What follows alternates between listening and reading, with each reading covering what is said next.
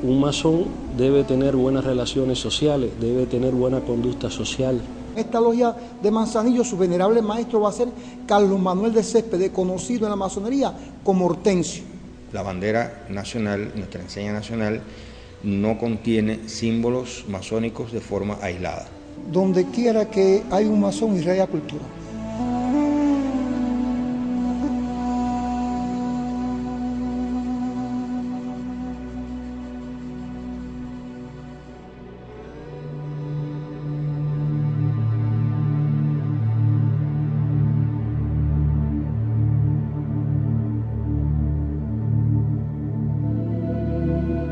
La moral masónica es un precepto y un concepto dentro de la sociedad.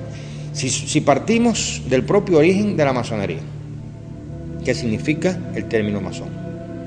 Masón significa albañil. La masonería se divide en dos partes, simbolismo y filosofía.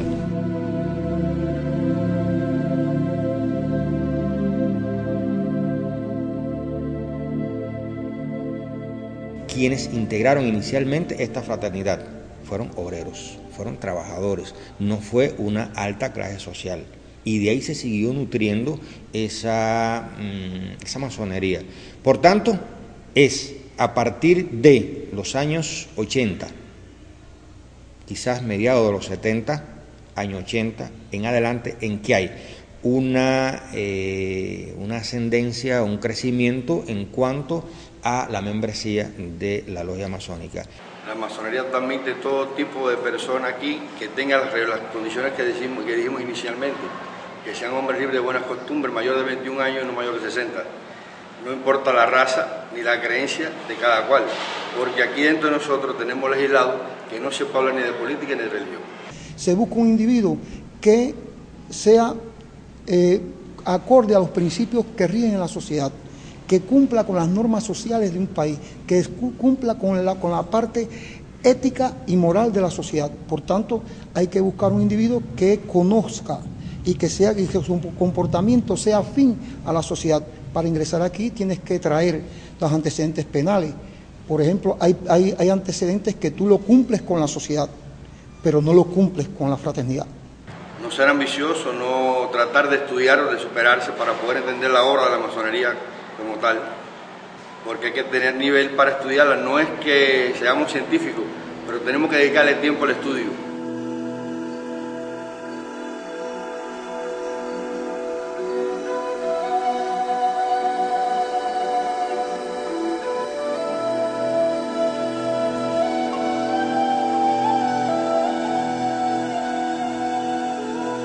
Nuestra ciudad, o en aquel tiempo la villa, no estuvo ajena del movimiento masónico que se hace en el universo. Ha sido quizás la que mayores elementos ha aportado a la cultura, al proceso de nacionalidad y al proceso de creación de la patria en sentido general.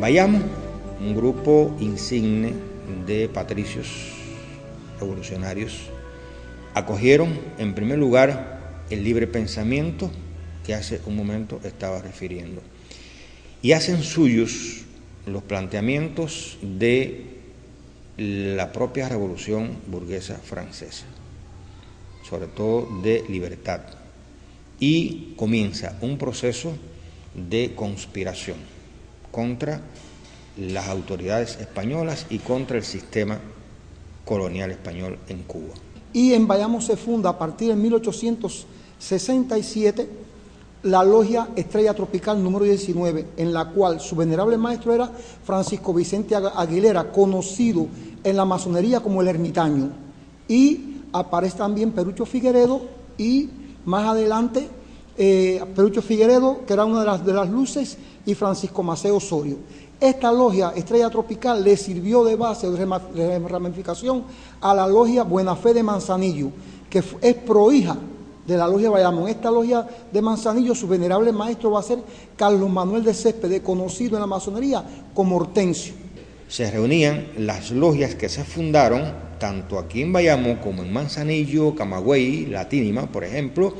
Una vez que terminaban las sesiones, el taller de la logia, luego se quedaban conversando, hablando, preparando, organizando la conspiración.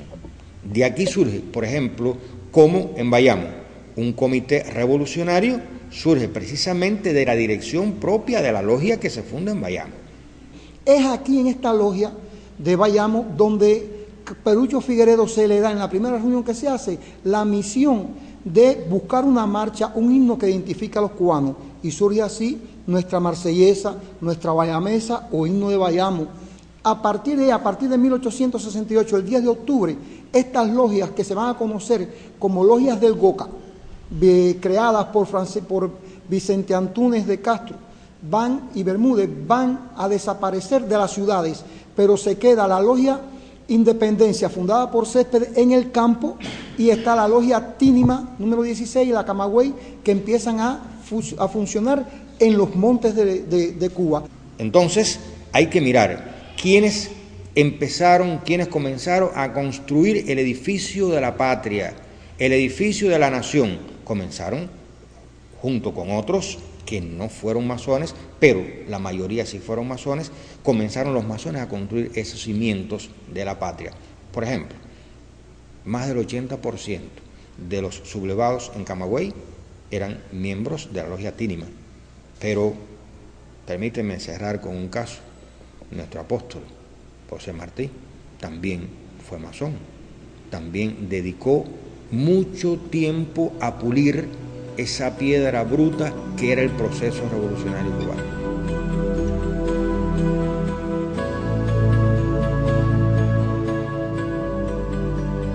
Pero ya en el año 1907 se funda la logia Bayamo. Esta logia Bayamo que se funda empieza a funcionar en este mismo local, es la logia más longeva de este territorio, y ya en la década del 40 aparecen nuevas logias, aparece la Caballero de la Luz, aparece los Caballeros de la Luz. La logia José Antonio Saco se va a coger para dos funciones. La logia, como se puede ver, tiene dos plantas, y una parte de esta logia se iba a coger para la biblioteca pública, que en esa época en Bayamo no había biblioteca pública, y entonces sirvió, como decíamos anteriormente, para irradiar cultura dentro de la sociedad bayamesa. Ya a partir de la década del 40 y finales de la década del 40, o a mediados de la década del 40 y principios de la década del 50, ya en Cuba, o en Bayamo específicamente, hay unas cuantas logias fundadas.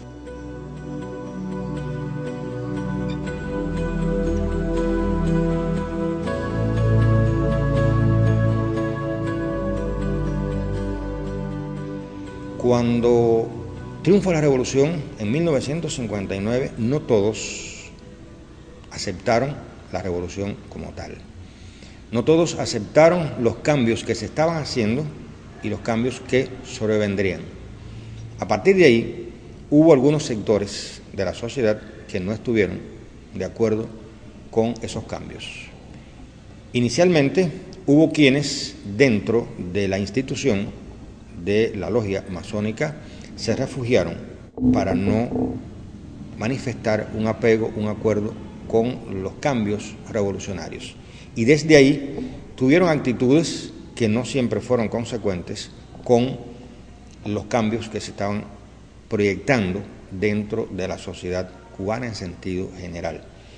De ese modo, hubo, en mi criterio, algunos desencuentros entre la política de la revolución y algunas manifestaciones de algunos miembros de la logia masónica. Esto no quiso decir en ningún momento que la logia como institución se opusiera a los cambios revolucionarios, pero sí hubo algunas discrepancias en cuanto a la actuación de unos y de otros.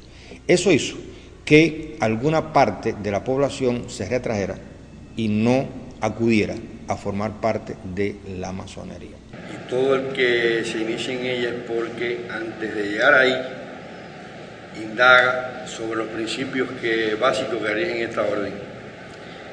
Y después que ya tiene dominio de qué vive la masonería, a qué se dedica, qué aporta a la sociedad, entonces debe acercarse a algún miembro de ella que tenga el grado de maestro masón para que lo presente y sea su padrino en la orden. A partir de que fueron los propios aspirantes los que llegaron a la institución solicitando su ingreso. Es decir, no hubo ni hay abiertamente un trabajo de proselitismo de la logia de la masonería buscando miembros, sino que son ellos quienes se integran. La mayoría de las personas, cuando no tienen una definición real de esto, hacen sus valoraciones equivocadamente, pero realmente la masonería está basada en el que la persona que entre haga su estudio, su conocimiento y se alimente espiritualmente, engrandezca para que conozca realmente cuáles son los caminos del hombre en la vida. Porque el hombre constituye centro de la masonería. A partir de ahí, el hombre va a ser constantemente asediado por un conocimiento que él no tiene, por tanto, tendrá que hacer búsqueda de ese conocimiento y es una constante en la vida del masón, la búsqueda de su perfección, la búsqueda del conocimiento, por tanto, la búsqueda de la sabiduría.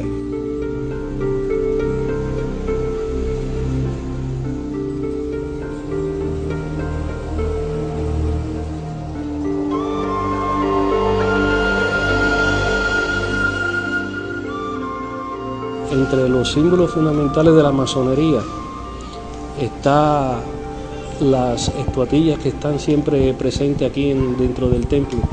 Cuando uno llega al grado de maestro masón debe conocer la mayoría del extracto de la masonería. Son los escalones por los que tú tienes que ascender en cada grado.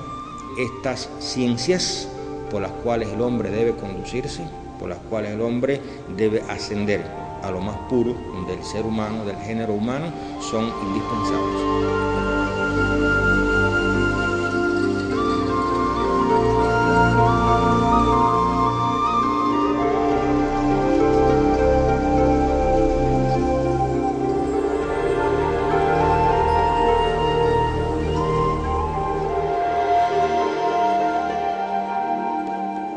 Entre los símbolos fundamentales de la masonería está las estatuillas que están siempre presentes aquí dentro del templo, que representan la sabiduría, la fuerza y la belleza, porque sin fuerza de voluntad para empeñarse en el conocimiento y el estudio no es válido nada. Sin la belleza no hay amor propio para la existencia, y sin el conocimiento, es decir, sin la inteligencia, tampoco, porque la inteligencia te parte a brindarte toda la gama de conocimiento que necesitas para el buen desarrollo y conocimiento y desenvoltura tuya dentro de la institución como tal y fuera de ella, para brindarle a la sociedad lo que necesita. Cuando uno llega al grado de maestro masón debe conocer la mayoría del extracto de la masonería, porque nunca se sabe todo, nunca se conoce todo. Debe dominarlo todo, todos los simbolismos, todo el significado de por qué existimos, hacia dónde vamos.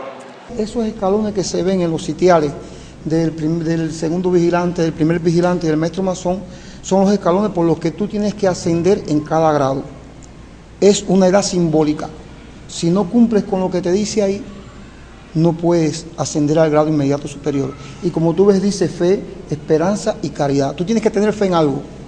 Tienes que estar esperanzado en algo y tienes que tener la caridad, porque la masonería es una obra de caridad. Aquí no se viene a recibir, ¿qué es lo que la persona piensa? No, yo voy a la masonería a recibir, aquí se viene a dar. ¿Qué es lo que le permite ascender en el grado de hombre libre, en el grado de hombre fraternal, en el grado de hombre que pretende hacer un bien a la humanidad, tratar, como estamos diciendo, incluso no un lenguaje masón, pero podemos hacer lo nuestro, ¿cómo no? Hacer un mundo mejor, porque este mundo mejor es posible, y ¿por qué no? Desde la propia masonería, actuar en función de obtener un hombre mejor, un hombre cada vez superior a sí mismo y superior en cuanto a lo que brinda a la humanidad. Cada vez que tú terminas 3 peldaños, pasaste un grado, estás en el derecho de tener todos los conocimientos de ese grado. Sube los otros 5 y estás en el derecho. Cuando tú terminas, ya tú conoces todo el simbolismo del primer grado y del segundo grado. Y cuando llegas allá, que llegas al 7º escalón, estás en condiciones de dominar en la generalidad todos los secretos de la masonería. Estas ciencias por las cuales el hombre debe conducirse, por las cuales el hombre debe ascender a lo más puro del ser humano, del género humano, son indispensables, son imprescindibles para poder vivir, para poder desempeñarse. Y en este sentido, la masonería ha hecho énfasis, hace hincapié en que sus miembros sean portadores de estas ciencias y sean estudiosos constantemente de estas ciencias para poder ascender en cuanto a la realización del hombre, tanto material como espiritualmente.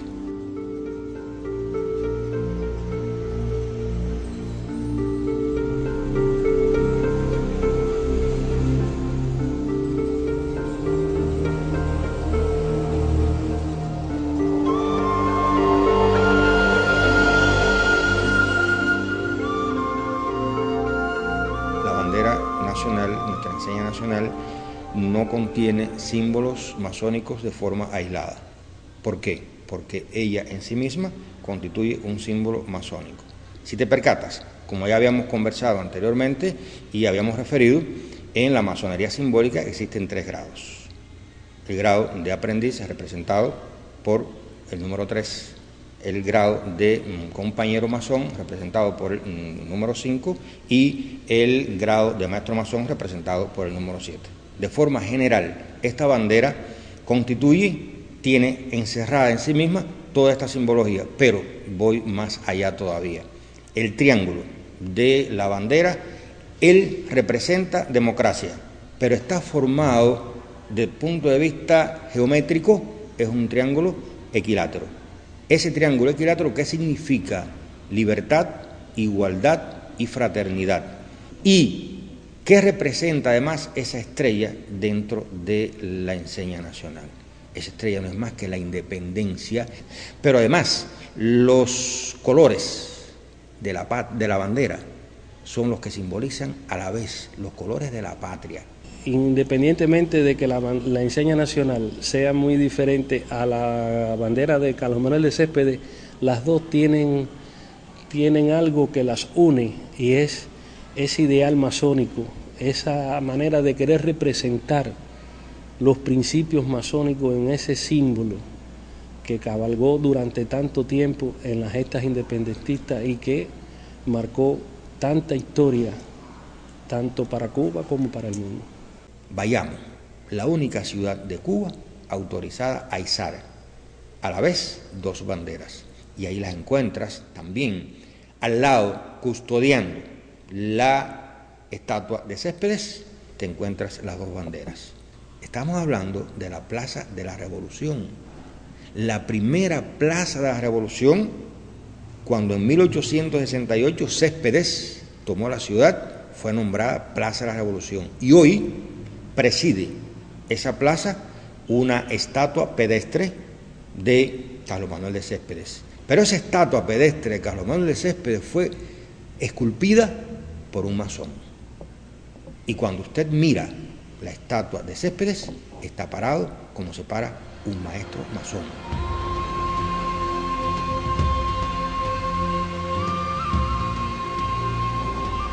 Donde quiera que hay un masón, irradia cultura. Yo me atrevería a afirmar que no solamente una escuela para los miembros de la fraternidad, es una escuela para la vida.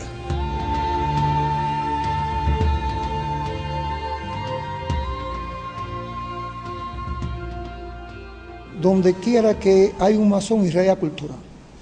Por ejemplo, en las sociedades, desde que se crea la masonería ha ido irradiando cultura. ¿Por qué? Porque al principio la masonería, ya lo dice, es constructor, edificador de algo. ¿Qué sucede? Que se empieza a edificar la cultura de la persona y que esa cultura irradia a la sociedad. Yo me atrevería a afirmar que no solamente una escuela para los miembros de la fraternidad, es una escuela para la vida. ¿Por qué? Porque dentro de sus funciones está hacer un ciudadano cada vez más pleno. Pero no solamente hacer un ciudadano cada vez más pleno, sino que está entregarle a la sociedad una persona, un hombre, con un modo de actuar, con un modo de pensar, con una conducta social que muchas veces por su conducta es descubierto como masón. Que el masón debe ser una persona que debe tener no una super preparación, pero sí debe tener una preparación de conocimiento para poder transmitir a esa persona que no tiene conocimiento y desconoce el misterio que encierra la masonería para elevar su ego entre los demás, para que exista el respeto y exista la consideración entre los seres humanos. Esa parte espiritual es la que se le da a los masones, que conozcan de la sociedad. Se lucha contra la ambición, la hipocresía. Entonces tú debes saber cuándo una persona te está tratando con hipocresía y cuándo no, cuándo hay ambición. Y además darle luz a las personas, darle conocimiento. Si no le das eso, no puede ser un verdadero masón, está desvinculado de la sociedad.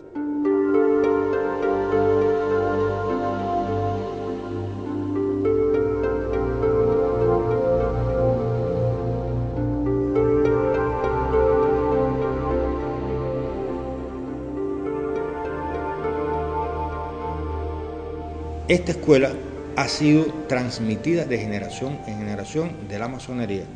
Por lo tanto, esta escuela está viva, esta escuela sigue funcionando, esta escuela sigue influyendo de modo muy positivo en la sociedad. Cuando tú te inicias aquí, tú no tienes luz, tú estás falta de luz, tú no sabes lo que es la vida, ni ves la realidad de la vida como se ve en la masonería, que se te hacen las cosas para que tú veas cómo transcurre la vida del hombre desde que nace, crece, se desarrolla, se reproduce y muere. Es lo mismo, así como estamos nosotros, con la envoltura material sabemos que es un hombre y una mujer. Sin embargo, si no tenemos estudio, podemos ver un cadáver y no sabemos si es de hombre o de mujer. Somos iguales todos a la hora de la muerte. En este momento contamos con una membresía bastante joven y dentro de esa membresía joven, un % muy considerable profesional. Es decir, sabe desde el punto de vista de la masonería como tal, qué está haciendo esa juventud, qué pasos está dando, por cuanto esos mitos que antes encerraban o rodeaban a la logia como tal han ido desapareciendo. Por tanto, se puede decir así que la masonería es luz de cultura.